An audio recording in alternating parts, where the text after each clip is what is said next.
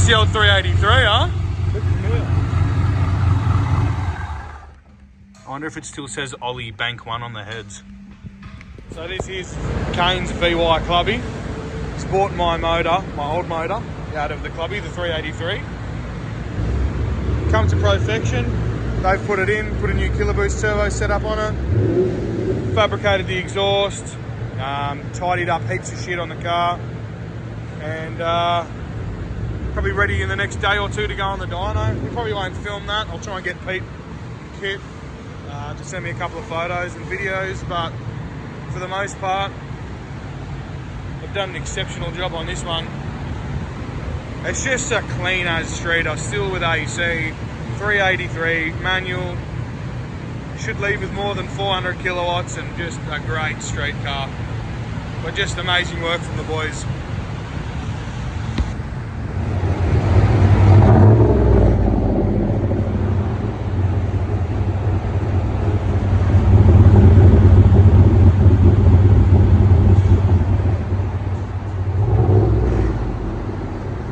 So, running out of fuel pump, but I made 506 kilowatt. Pump fuel, street car manual, 506 kilowatts, the old 383. That's pretty impressive. She's doing alright, the old darling. It's obviously just working his magic as per getting usual. So just on like about 11 pound, 506 kilowatt. You're too good, mate. You're too good.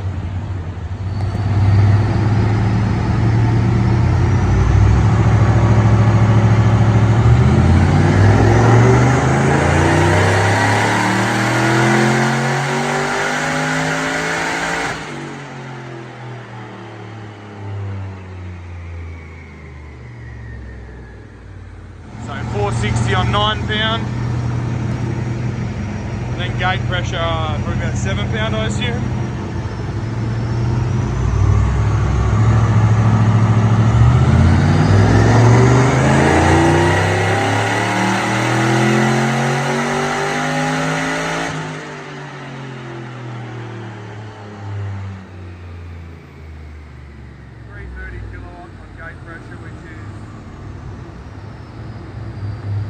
Pound or 4 pound, right?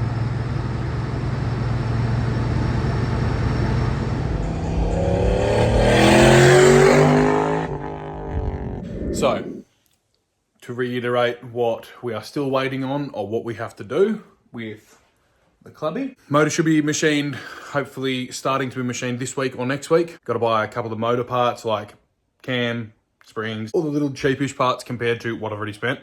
Need to order a tail shaft for the new diff, and it's parts day too. A couple of bars.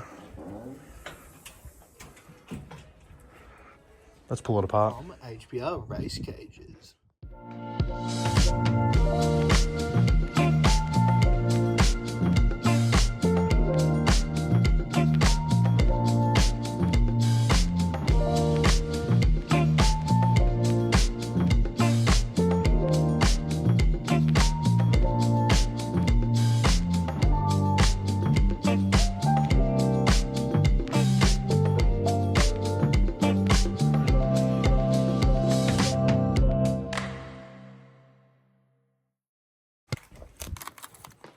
My taxi bar. He said to me, what seats are you running? And I told him because the Kirkies have you can almost get away with a completely flat taxi bar instead of curved like that one is. I said to him, give me a big taxi bar. Because I'm a big fella with standard seats.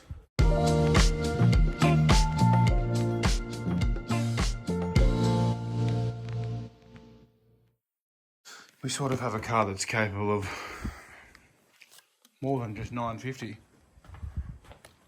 So, rear bars that go from the main hoop, which is your C-pillar. C-pillar's here, so your main hoop goes across there. These rear bars join to that and come in through the parcel shelf into the boot to the chassis rails. Taxi bar, so that sits on your main hoop and goes around there and joins back to there. Front legs, so they're again from your main hoop up the top, and they go down Then your intrusion bar and your vision, what's it called? Visor bar, which is across the top there. So yeah, I guess we're not just going for mid nines. We can go well into the nines. We can actually go 750. Not saying that the car's going to do that, but the cage will allow so. We're obviously going to be on a one-man show, so it's going to take a while. Yet to figure out who's going to put it in. I am not trusting myself. I'm too rusty on a TIG welder. Not going to put my own life at risk for a few grand, so someone's going to do that. It's yet to decide. But just little things as well. I've gone LS3 manifold, 102mm throttle body. It just looks a little bit tidier. LS3 size injectors, so I'll sell my old stuff. Like, this is the comparison. That's the LS1 manifold. The LS3 manifold, you tell me which one's nicer. So, I guess that's as much as I can show you guys. I've sort of thrown the car back together. But yeah, that's as far as we've gotten. Just making up some brake lines for the Clubby before we move houses. So, bit of a pause on this because we are moving house. But making brake lines so we can move the Clubby in and out without pouring brake fluid out or blocking off the master cylinder. So, dash 3, 1/8 NPT fitting into the Brembo brakes, and then M10 1.0 I think into the standard brake lines of the Commodore. So yeah, a bit hard to keep a timeline going properly, so this is the videos of what Timmy's done for us at Creamian Engine Services, measuring up the block for torque plate bore and hone and skim and tunnel hone and whatnot. So he's gone enough to video that for us, but that's the reason why there isn't much of an intro for this.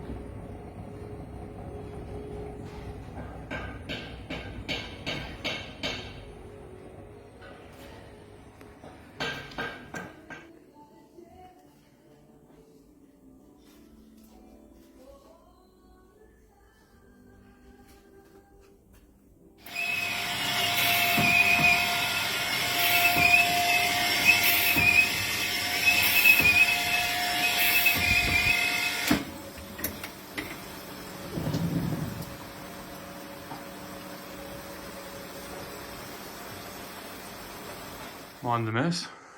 We're in the new house in a week, if that. And the next piece to the puzzle is here.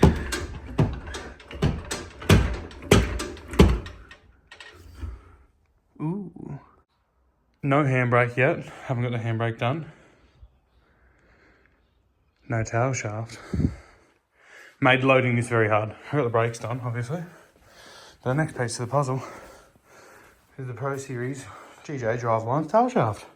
3.5 inch.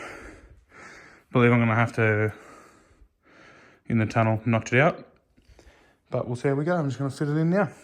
Definitely need the other half of my toolbox and the keys to the top half, which is at the old house still, to put that in. But luckily, I do have the work van, so I have tools in it. Rust repair. Just before we go any further, look how girthy that is. Whew. Look at that. Ooh. It's a carpet one still. It's a carpet one. Let's get under there. Thread the needle through that cross member, then the tail shaft. What do you call it? Tail shaft loop. And then wind your dick up.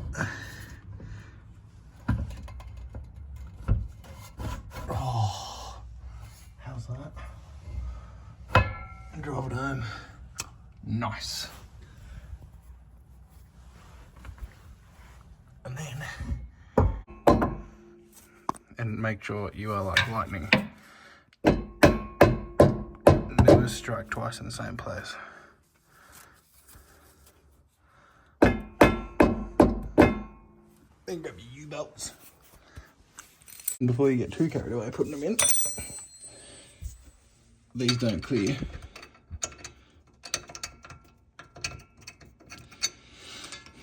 Like that. So you have to put them in first, so don't get ahead of yourself. Give it a slight little taparoo, make sure it's home. I probably don't even need to do that. It'll probably damage the roller bearing, but oh well. And that's it installed, so you can see a witness mark of a scratch there. So have to notch the tunnel right here, raise it up a little bit, jack the car right back up again. You see it used to be on the bottom hole, so I've gone up that much. Looked really cool before, but also just too low basically. Plenty more of adjustment to do. Got to change that because it doesn't have enough thread to pull the diff over that way. Might have changed because I've changed the height now, so we'll check. We'll put it back on the ground. But plenty more to do for adjusting suspension and whatnot. So we're still waiting on machining to be done on the crank rods and pistons balancing assembly and the Torrington bearing. So we're still waiting on that. Then we can get the block and heads and all the parts that I already have back to perfection. Then Pete can start assembling the motor and I'll order some more parts. But for the meantime, that's all we're waiting on. Bit of a sadder note, the VY Ute, which was obviously previously mine, sold that, and the new owner let his mate drive it and apparently binned it.